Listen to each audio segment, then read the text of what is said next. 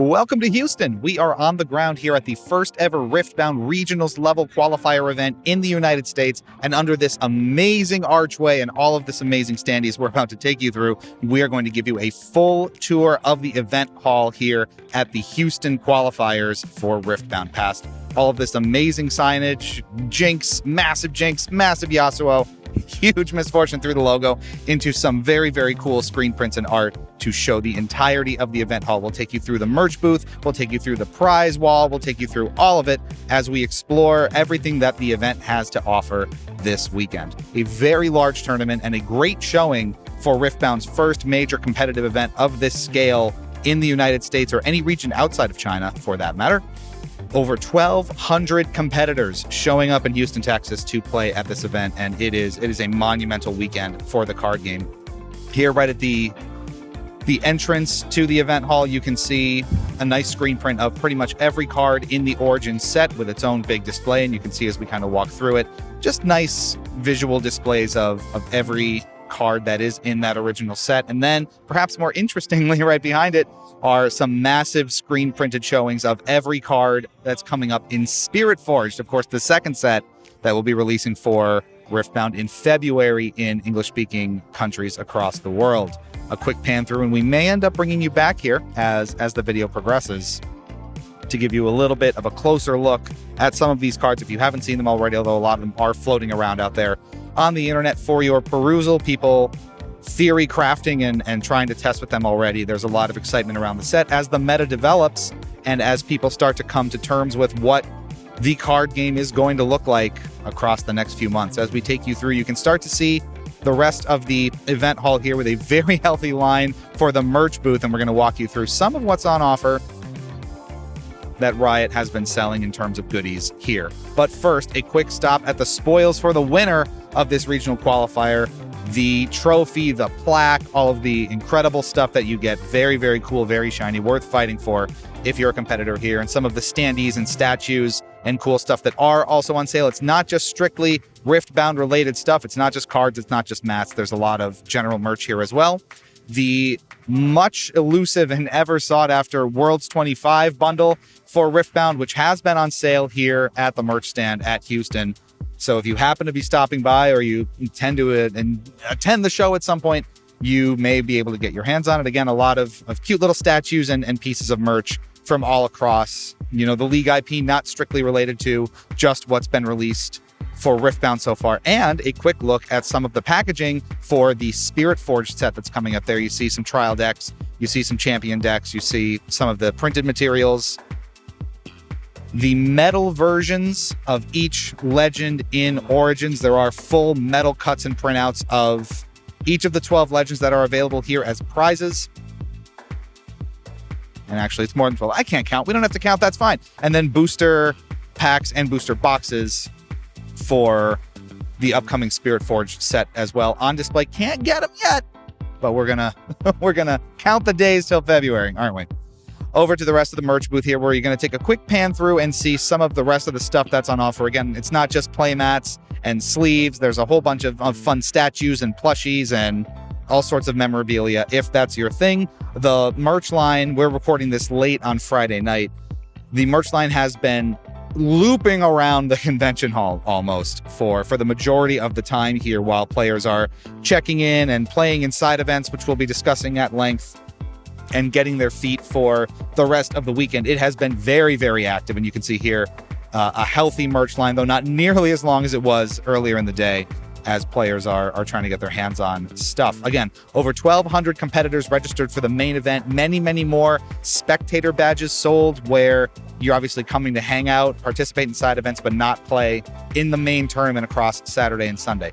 An open play area and dedicated trade stations for players as well. So if you're looking to practice, if you're looking to face off against others, or just, set up your wares and see if people want to trade, you have a dedicated trade zone for that. And that has been pretty well populated, at least throughout this first day as well. So we're going to walk you back toward the kind of front of the entrance hall here, and you can see a little bit of what we have for dedicated side event areas, where things like, sealed tournaments and constructed events would take place.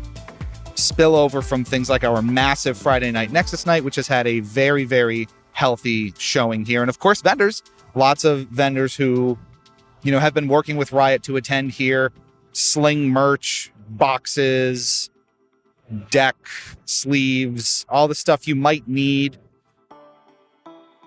Dice, a lot of dice. I've gotten dice myself. You can never have too much dice floating around. That's just a rule. I don't make the rules. I just explain the rules, and it is one of them.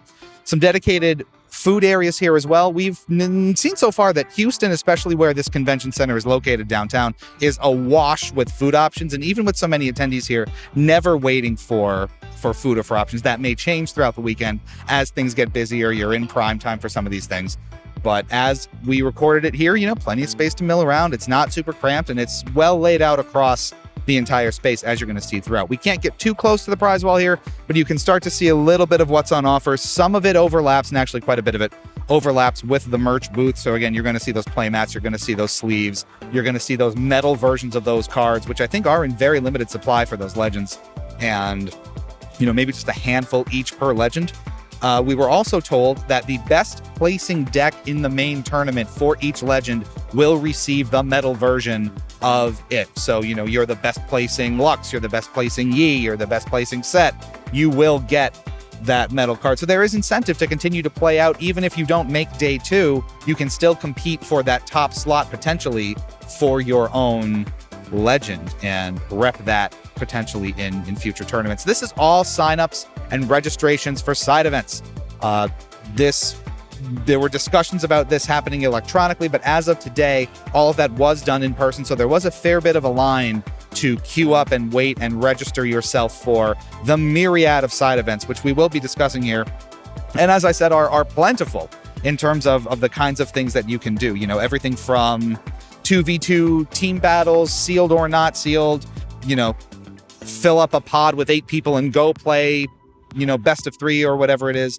Even a full box sealed event that you can buy your way into, which I believe has something like $150 buy-in, but with how boxes are going and how rare product is in some places, that's kind of a steal. So you got to consider that. And then, of course, dedicated space for the main event across Saturday and Sunday. And you can see literally hundreds, if not thousands of tables. Actually, thousands of tables spread out across all of this. And again, over 1,200 players participating in the main tournament, which takes place across 2 days. Day 1 is 9 rounds of Swiss, where you would expect those top players bubbling at about 7-2, 7-1-1, something like that, a certain number of points, to make it into day 2, which is top 64, and I believe single elimination from there. These are, Swiss rounds, best of 3, 50 minutes with 5 turns of overtime. That was originally 3 and changed before we kicked things off this weekend to, as I believe Riot said, ensure sort of fair and a full ramp of play, a full set of ramp up play for everyone to get into overtime and not feel like you're getting cheated out because you're in, round 8 of the tournament, it's getting late and they're starting to trim things down. Very well attended. Again, all of the side events very well attended. The main event had to be opened up with wait lists multiple times, where I believe it was capped somewhere, I want to say around 500 or 700 people initially, and then multiple waves of checking people off the wait list got over 1,200 competitors into this. Now, what's behind this beautiful signage? Well, that's a card slinging event, as it looks like, which we're going to have to come back to. That's a tease. There are panels here. I believe there are 2 panels spread out throughout the rest of the weekend, one of which is that beloved pack war or pack battle format, which may well be streamed. I'm not sure if they're streaming those or they're just doing dedicated matches on stream. But some fun stuff, again, in person for people who are attending the event, maybe not in the main event at that point and want to do something else. The card slinging challenge is where you can go in and play against Riftbound developers and members of the team at Riot to try to earn your way into prizes and bragging rights and gloating and all this sort of fun stuff that you would naturally have if you're able to beat a Riftbound dev or a game designer. And a dedicated learn to play space as well. You would expect at big events like this that most of the attendees have some degree of competitive experience and are, already know what they're doing, but that's not always the case. And there is a very welcoming program and lots of time for it at that, for players to come in, sit down, learn to play in a risk-free kind of casual environment, pressure's off, no sweating, to just sort of get your bearings. And great if you happen to just kind of come here with some friends or a significant other. You don't really know the game. You want to try it out for yourself, but I'm not too good at it. I'm a little nervous about playing competitively, even at like my local Nexus night.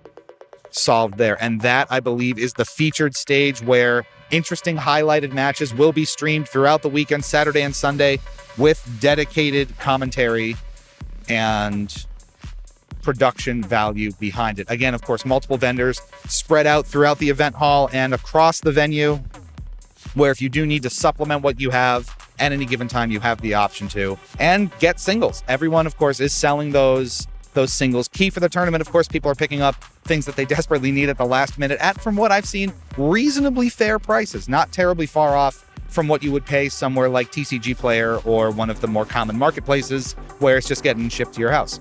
And again, you can see the massive breadth of this. This is just side events on day one before the tournaments even began, and it's been very, very healthy. At night, not pictured here, and actually when I'm recording this, is the kind of Super Nexus night that over 400 players signed up for and are taking part in, where you have a chance to beat opponents, try out your deck that you're going to use, throughout the rest of the weekend in the tournament, make last-minute adjustments based on how things go, and win prize tickets to go over to that prize wall, redeem them for all sorts of goodies that seem interesting to you, and have a go at it. So that is a quick look at the event hall space here at the first ever regionals level Riftbound qualifier event in Houston, Texas. We will leave you with a closer look at the Spirit Forged printed art wall here, where again you can see, I guess in person, even though it's just a print, very close-up versions of everything that is coming more or less in the next set, which again is launching, I believe, this month, December 2025 in China, and February 2026 in English-speaking countries around the world. So there is a lot that's going to be in it. There's over 200 new cards. A lot of Origin stuff is getting reprinted in there, over numbers, different runes, all sorts of fun stuff to keep things accessible, and obviously going to change the meta in really, really interesting ways. So if you're here for the competitive scene, if you want to see how this game is going to develop and stay healthy in the months and years ahead, with 4 sets coming out a year as has been announced, we will see how it goes. Thanks so much for tuning in. Stay fresh, cheese bags. We'll catch you back here real soon.